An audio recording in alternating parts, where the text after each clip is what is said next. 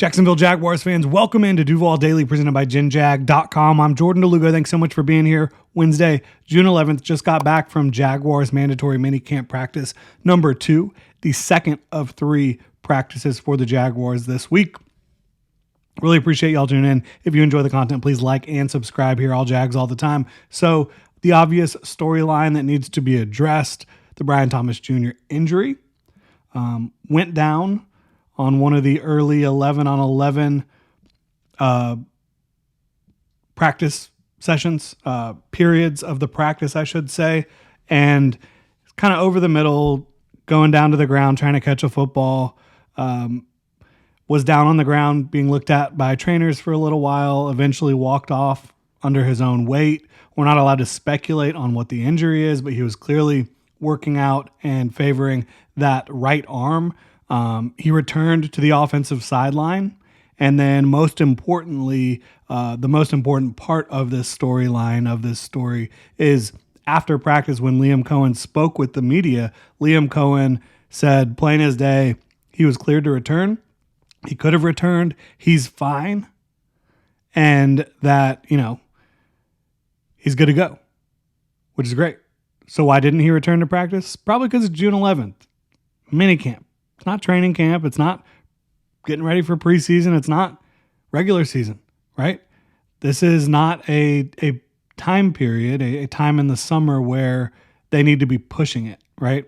So if there's anything sore, lingering, whatever it may be, no need to risk further injury or risk aggravating it. And so Brian Thomas Jr., I think, had this been like a important game, would have continued playing. So that's the good news, the great news, because obviously anytime a player of Brian Thomas Jr.'s magnitude goes down with an injury in practice, it is scary. And I think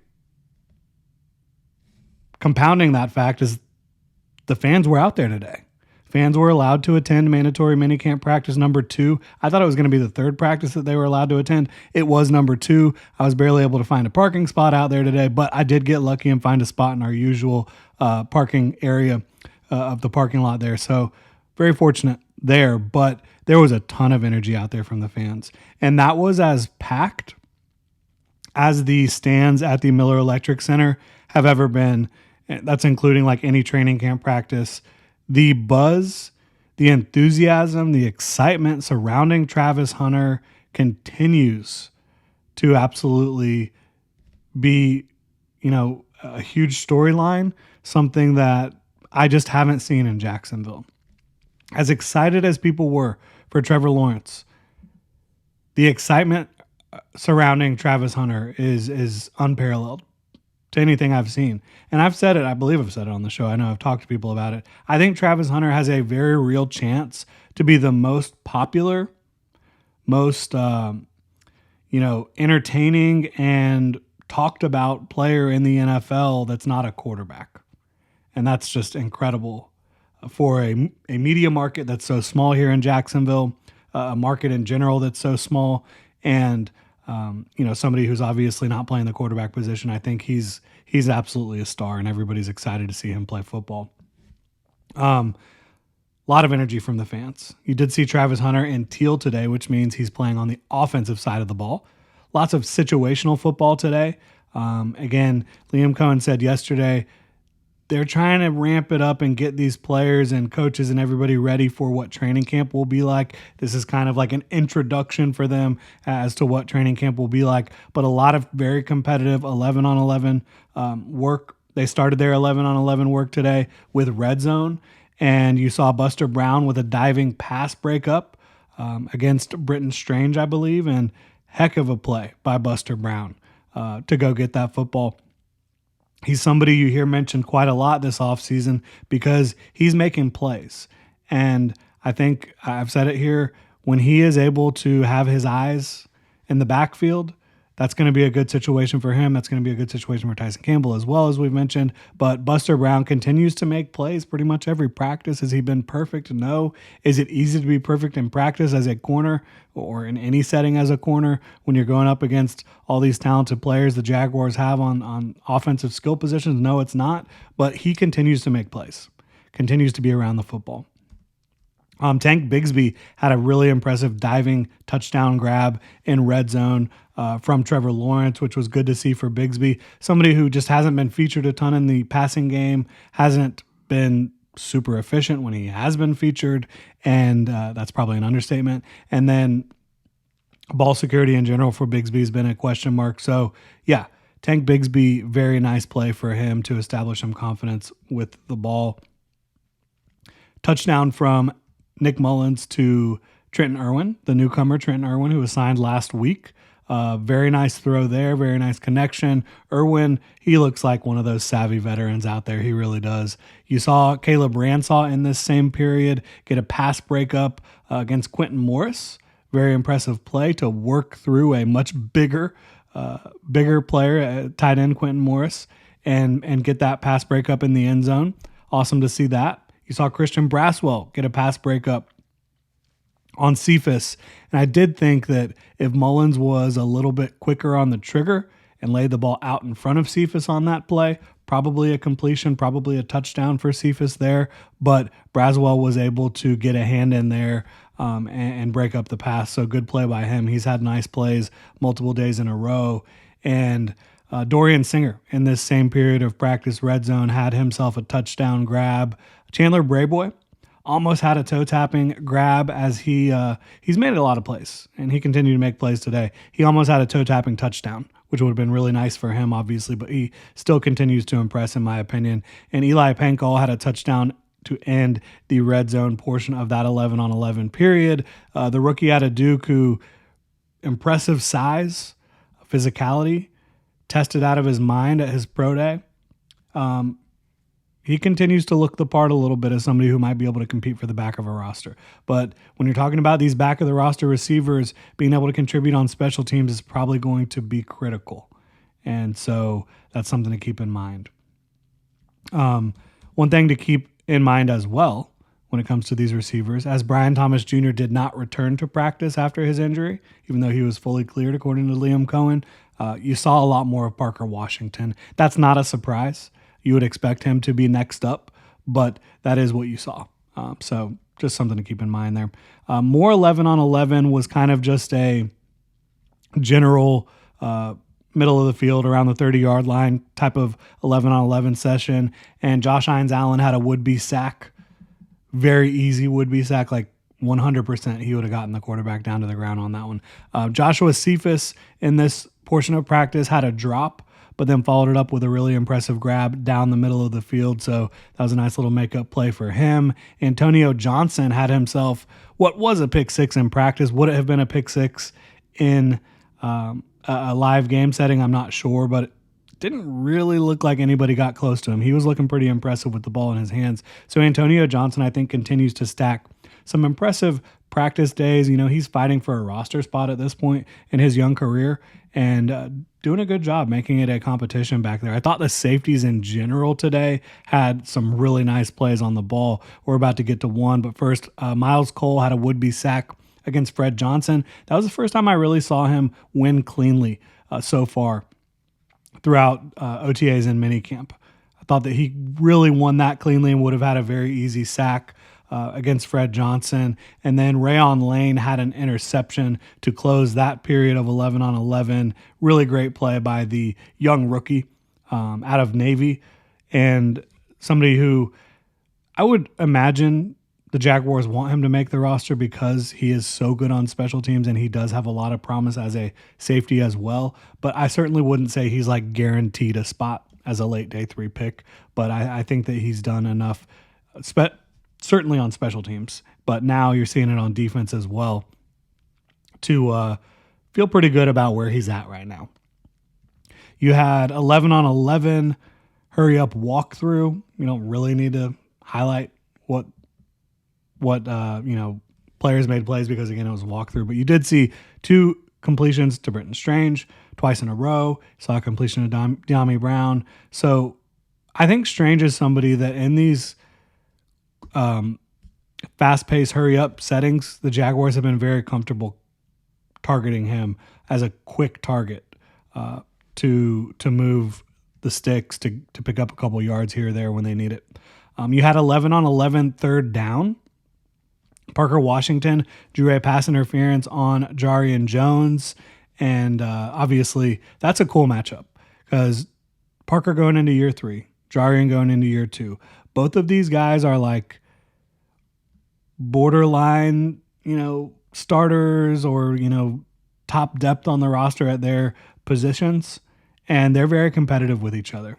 They both bring it. They both have a lot of physical skill and talent. So that's a fun matchup to watch. But Parker did get a PI on Jarian.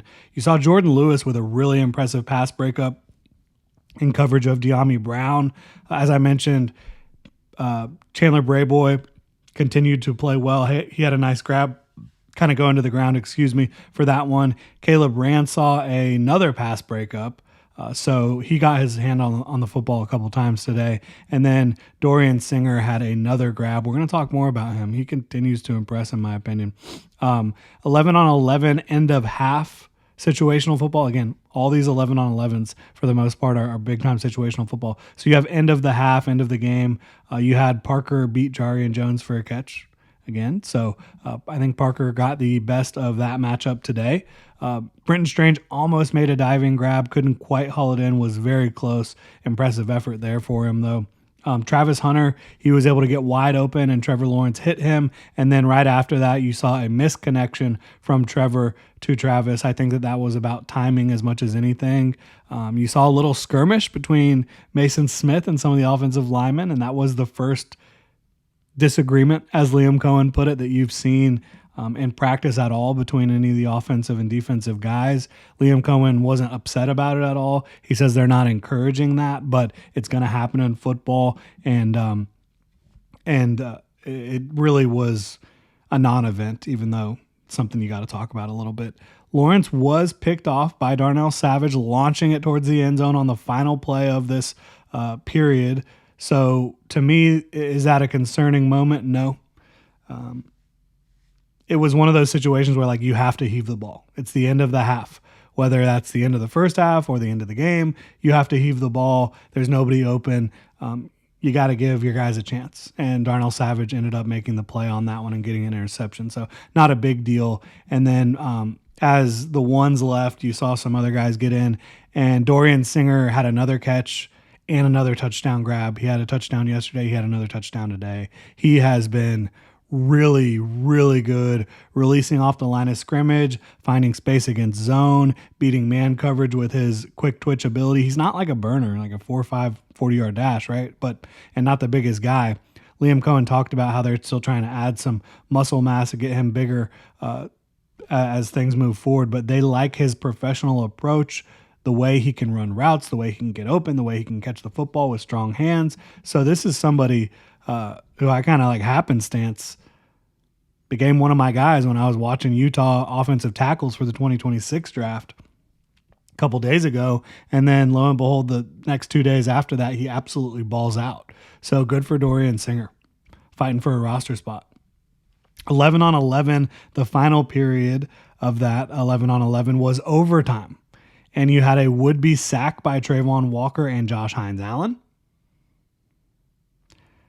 They're impressive. They're really impressive. You saw Chuma Edoga had a false start, and earlier in the practice, Cole Van Lanen had a false start. So those are two things to note. Those will come back up when we get to Liam Cohen's press conference. Brenton Strange almost had an amazing toe-tapping grab, had a lot of focus, like to haul the ball in traffic, but also try to get the feet down. Foye, though, made the better play, ultimately pushing him out to where Strange could only get 1 foot down in bounds. College, maybe a touchdown, not in the NFL. Jordan Lewis, in the final rep for the ones, went one-on-one with Travis Hunter in the end zone. Can't say what type of play it was, but if you know ball, it was one-on-one. Lawrence kind of lofted it up there. Jump ball situation. Jordan Lewis made the play. Travis Hunter got hands on it. Jordan Lewis got that hand in there, though, and made it too difficult for him to come down with it. It was a great, impressive rep by all three of those players. Trevor Lawrence, I thought, had good ball placement on it. I thought that Travis Hunter made an impressive effort to go get it, but ultimately Jordan Lewis got the best of that play and got his hand in there and made the play. And the defense, all the defensive guys were very fired up for Jordan Lewis and for that play. You saw a lot of energy from the defense today. If you've been paying attention, you're hearing the defenders making a lot of plays, especially in the secondary on the football. Chandler Brayboy, another grab in 11-on-11 overtime. Again, solid few practices here for him. Joshua Cephas had a touchdown on a short catch and run. So Cephas, even though there's some ups and downs, he's making more positive plays than negative for sure.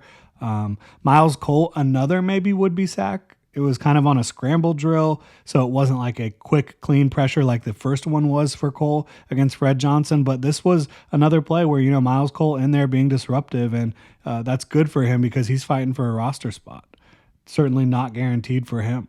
Darius Lassiter had a couple drops today, had a drop in 11-on-11 overtime that would have been a touchdown. So not the best couple practices for him. Certainly needs to regain some confidence in those hands. Rookie wide receiver, undrafted free agent. So overall, I thought yesterday the offense won the day slightly. Today, the defense won the day by a pretty wide margin. I thought there was a lot more energy from the defense. Liam Cohen spoke to that as well. But guys just consistently getting their hands on the football and making plays, big plays. Again, you saw Antonio Johnson with an interception, Rayon Lane with an interception, Darnell Savage with an interception, Jordan Lewis with multiple pass breakups, Caleb Ransall with multiple pass breakups. So that kind of speaks to the effort and intensity that the defense brought today. And again, Josh Hines Allen being in there on 2 would-be sacks, Trayvon Walker being in there on a would-be sack. I would say through 2 days of mandatory minicamp so far, my MVPs offensively, I have to give it to Dorian Singer. He's been pretty much perfect and creating so much separation, making plays consistently. I mean, he's been by far the Jaguars leader in targets and receptions. And obviously this is not with the ones, but the guys he's getting lined up against, he's making plays against. I will say Jabbar Muhammad was the only defender that really gave him trouble yesterday. And then Jabbar Muhammad gave Brayboy, who's been playing well, some trouble today. So shout out to Jabbar Muhammad a little bit there. He's not the defensive MVP, but we can give him a little honorable mention, a little shout out. The defensive MVP so far through 2 days of mandatory minicamp is Trayvon Walker. He's been in the backfield a ton. He's making a lot of plays. I thought Josh Hines Allen was a little bit more disruptive than he was today, but yesterday Trayvon Walker was insanely disruptive, and then Trayvon was again fairly disruptive today. So very good couple practices for Trayvon. My other honorable mention defensively is Jordan Lewis. He just makes so many plays, whether it's chasing the quarterback, chasing a ball carrier, making plays on the ball in coverage, inside, outside, doesn't really matter. Very impressive from him. A couple things from Liam Cohen. He talked about they know that Anton Harrison has all the talent in the world and they're expecting a huge jump from him in year 2, but they want to see that more consistent effort from him moving forward. So that's what it is. That's why you're seeing competition. They want to get the most out of Anton and they think that there's more for him to unlock from a consistent effort standpoint. So that's what it is. I'm looking forward to him earning his spot and playing to his talent level and to his ceiling, hopefully, in year 3. Liam Cohen did say tomorrow will be a shorter, less intense practice. Cohen does want to see cleaner pre-snap execution, communication, just movement and all that stuff, because there were a couple penalties today he didn't like to see. But overall, I think he came away from the first 2 days of mandatory minicamp very happy. Again, a lighter practice tomorrow, a shorter practice, but we will be out there. Really appreciate y'all tuning in. If you enjoy the content here, please like and subscribe. Have a good one.